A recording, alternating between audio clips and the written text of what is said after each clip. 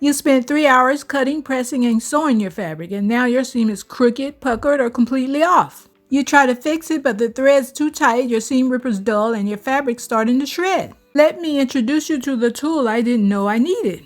The Clover 482W Seam Ripper. I bought this seam ripper after researching different seam rippers and noticed people were raving about it, and honestly, I didn't expect much. I thought all seam rippers were the same, but this one has 3 game changers: razor sharp blade tip, comfortable rubber grip, slim neck that fits tight seams. This Clover 482W seam ripper is under $6 on Amazon but feels high quality. Let's break down what makes this one so special. Let me show you how I use it on a real seam. Don't yank, just gently glide the seam ripper under the stitch. Now, if you want to move faster, flip it. Put the end of the little red ball in between the fabric layers and gently zip it forward. The rip is so smooth, your fabric's ready for a fresh start. No frays, no worries.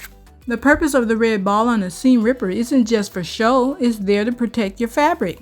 The sharp tip cuts stitches, but the red ball glides along the seam, helping prevent accidental snags, rips, or fabric damage, especially on delicate materials.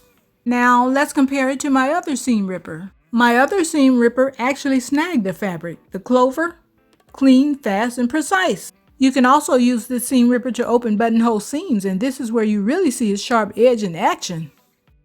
No shredded fabric, just a crisp opening. If you've ever ruined a nearly finished garment at the buttonhole step, this Clover 482W seam ripper is a game changer. Now, here are the pros and cons about the seam ripper. The pros are, it's razor sharp and stays that way. Feels good in the hand, not slippery. Works well on everything from quilting cotton to canvas. The cons are, the cap isn't great, it falls off in your kit. And not ideal for heavy-duty ripping like thick denim seams. You'll want a sturdier handle ripper for that, but for nearly every sewing project, this one's your go-to. Another crooked seam!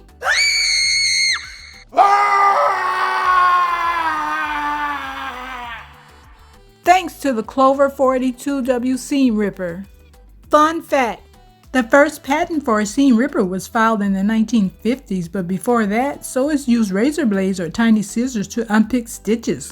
The modern seam ripper was truly a game changer in sewing history. Question: how do you store your pins? Pin cushion? Magnetic tray? Scattered across the table? Found one in my sock yesterday. Let me know in the comments. Here are 5 myths versus facts about the Clover 482W seam ripper. Myth number 1. All seam rippers are the same. Fact. The Clover 482W stands out for its ultra-sharp Japanese steel blade designed for precision and minimal fabric damage. Not all seam rippers offer this level of control. Myth number 2. Seam rippers are only for mistakes. Fact. Experienced sewists use seam rippers to remove basting stitches, open buttonholes, or refine details, even when no mistake is involved. The 482W's fine tip makes it ideal for those uses. Myth number 3. A seam ripper will eventually dull quickly. Fact. The Clover 482W is known for long-lasting sharpness and durability thanks to its high-quality blade, making it a favorite for those who sew often. Myth number 4. Seam rippers are uncomfortable to hold. Fact. This model offers an ergonomic handle that fits nicely in your hand, reducing fatigue during long sessions. And myth number 5. It's easy to accidentally rip fabric with any seam ripper. Fact. The Clover 482W's angled tip and sharp blade gives you better control, so you're less likely to damage your fabric, especially on delicate seams. Seam ripper secret. Start from the bobbin side. It's smoother sailing down there. Thread tension test. If the ripper screams, the thread is too tight. Mini tip. Cut every 2 to 3 stitches, then pull the thread from the other side. So satisfying. Beginner, you're doing better than you think.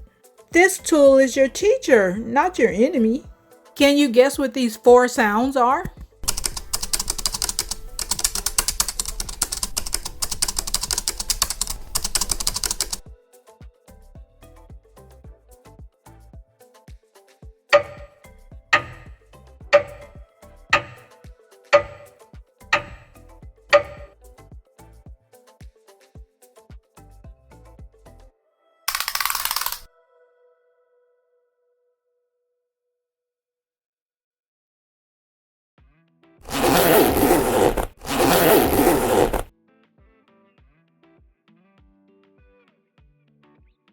I used my old seam ripper to remove stitches when I accidentally sewed the opening in this bed runner.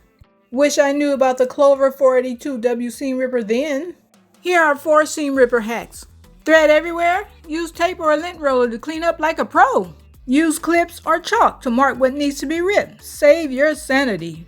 Zoom in with your phone to see tricky stitches clearly. Lost your seam ripper? Keep a spare in your kit. Okay, now here's a seam ripper quick pop quiz. Question 1. What is the red ball on a seam ripper for? A. To decorate the handle. B. To poke through thick seams. C. To protect your fabric while cutting. Question 2. What side of the seam should you usually rip from for easier removal? A. The bobbin side bottom. B. The top side where the needle went through. C. The edge of the fabric.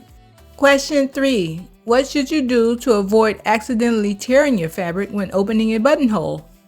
A. Place a pin at the end of the buttonhole before ripping. B. Use scissors instead. It's faster. C. Stretch the fabric while cutting. And here are the quiz answers.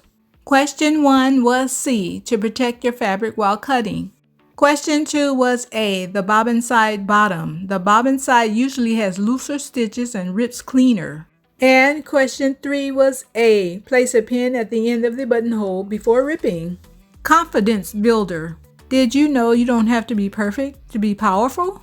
Every crooked stitch, every bobbin tangle, every do-over, it's not a failure. It's how every great sewist begins. You're learning a new skill with your own 2 hands. That's something to be proud of.